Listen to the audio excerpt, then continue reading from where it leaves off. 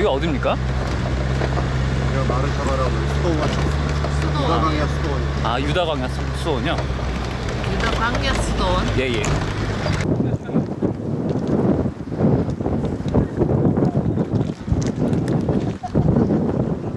Marsaba, you can see the flag of Greece flying in the wind over there. This is a Greek Orthodox Greek monastery. It is active monastery. People are living over there, and the beautiful thing about this monastery is that this monastery is active for about 1500 years already. From the time of the Byzantine, the late Roman period, this monastery is here from the end of the 4th century. The beginning of the 5th century, the end of the 4th century, this monastery was built. If I'm taking you back at the time, and I'm taking you to the year 325 AD, that's the year that Christianity becoming to be an authorized religion for the Roman Empire. Before that, you were not allowed to be Christian. If you want to pray, if you want to learn, if you want to study, you need to hide. And that's create a big movement of people called monks. What is a monk? A monk is a man that is dividing his life to the religion. He will only study and he will pray. He will work as less as possible, just enough for him to survive, but he's dividing his life for working and for praying. And because the religion was not authorized, people were hiding. Many people came to the desert in order to hide. Now, back at the days we are talking about, after the Christianity became to be authorized religion, we are talking about two main movements of monks, two kind of monasteries. One kind is a monk that is living completely by himself. He is isolated. We have stories of monks that are living all the time in caves, not going out. So somebody's gonna give them supply of food. There is a story of a monk that is living on top of a pillar somewhere in Greece, high above. All again, devoting his life for studying and for praying. This is one kind of monks. There is different kind of monks that are living in a monastery. The monastery that the monks are gonna all the time gonna be together, eat together. A man called Haritun. He was a monk, but he has a vision to create a new type of monastery. But in order to open a monastery, you need some money. And one of the things that the monks don't have at all is money. And this man Haritun is walking. He is coming from the area of Turkey. He can still live here and know what is going on in the city of Jerusalem. After Haritun, there is coming a man called Aftimius and Avtalion. This is a new generation of monks. They open their own monasteries, and their student is going to be a man called Sabas. Sabas is going to live together with those people until he will decide to open a new monastery for himself. And he will come to this area. At the beginning, he will come to live in one of the caves over here. But slowly, a lot of believers are going to join him, and they're going to come to live together with him.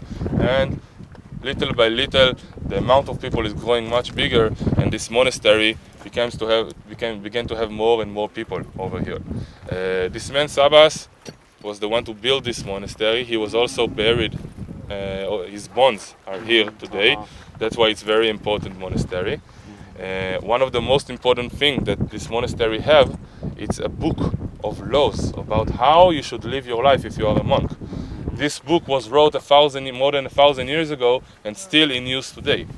It's something very, very special. It is so important to the Christian world that in 1965 the Pope came here to this monastery to see this monastery. The road that you are seeing over here was built then. Before that, there is no road. This is an isolated monastery. If you will follow the road, you will reach to Bethlehem. That's where this road is leading to. Ladies are not allowed in this monastery. For ladies, there is this tower on the left. If they are coming to here, they can stay over there, but they are not allowed to inside. Monks, overall, if you are seeing a monk, usually he's going to wear a big robe, and on the robe he's going to have a rope. On the rope he's going to have 3 knots tied. Those 3 knots are the 3 promises that the monk made when he became to be a monk. First promise, I will listen to the head of the monastery, to the father of the monastery. Whatever he's saying, it's the words of God. I will listen to him. I will obey whatever he's saying. Second note, I will not have a family. I will not get married. I will not bring kids. Third third promise, I will not have any possessions. I will be a poor man till the day I die. And they are basically living a very, very modest life. They are not eating meat over here, hardly fruits and vegetables. There is a story about the monks sitting down together to eat a meal. And they are eating bread and they are drinking water. And one of the monks is going to take the bread, is going to dip it in the water and eat it. The father, the head of the monastery, will rise up from his chair, banging his hands over the table, screaming at this monk, saying to him, if you want to eat soup, you will go to live in the city, not here. Very, very modest. Today, there is about 10 monks living over here. That's just 10 monks living over here. And during the year, a lot of visitors are coming to here. People are coming to study for a duration of a few months. Young monks are going to come for a duration of a few years to study how to become a monk. But the monks that are living over here are always over here. They're not allowed to live. They're going to live over here. They're going to be buried over here. The bones are being shown over here. They have their own supply of water from cisterns. They don't have electricity. Of course, they are living out of donations from the Greek Orthodox Christians authority. From this, they are making their living. The day starts over here in midnight. This is when they are waking up. And they are praying. The first prayer is going to be for 3-4 hours. And then they need to clean a little bit the monastery. And then they're going to eat maybe like a rice cake or something simple, drink a little bit water and keep on their writing. They are writing a lot of books over here of Christianity. And then praying again. And they are sleeping about 4 or 5 hours a night. And the day starts all over again. At the beginning, this monastery was just a cave in the mountain. What we are seeing today, all of what we are seeing today was built only in the 19th century. Which means in the time of the Turks, this place did suffer from damage during the years from the Turks, not from the Turks, sorry, the Mamluks of the country here, they're going to destroy a part of this, but it will always be active. So other than this in the desert, we have Haritun Monastery, which is still working. We have St. George Monastery, that is still active. We have Dir Khachla, which is still active. And that's the fourth one. That's it. No other, only 4 left from 130. At the bottom of us, you can see a very steep river. This is a river called the Kidron. The Kidron starts in Jerusalem. Yes.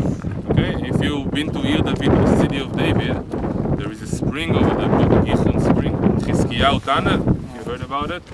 This is where this river starts from. It is ending in the Dead Sea. And here it goes. You can see the water in this. I don't want to disappoint you too much, but the water that you are seeing over here are mostly sewage water that are coming from East Jerusalem and the villages around. Those are not clean water. Yes. But still, it's nice to see. We cannot smell, that's good, but we can see. Okay? Now it's good to take pictures when you know what you are seeing. But if you have any questions, of course, yes. 예. 감사합니다.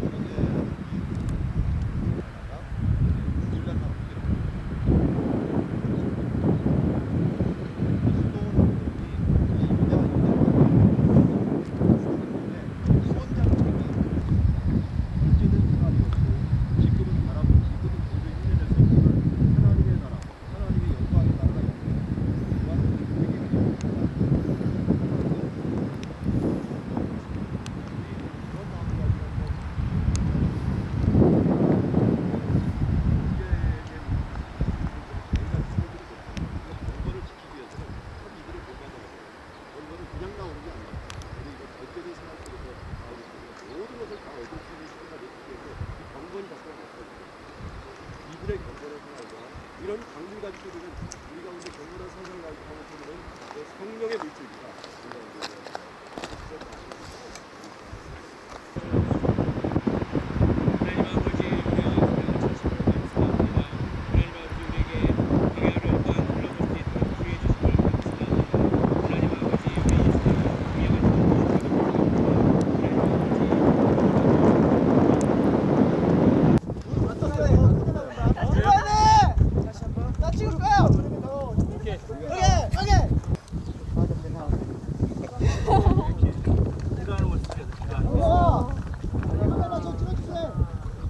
나 여기 하나만 찍어줘.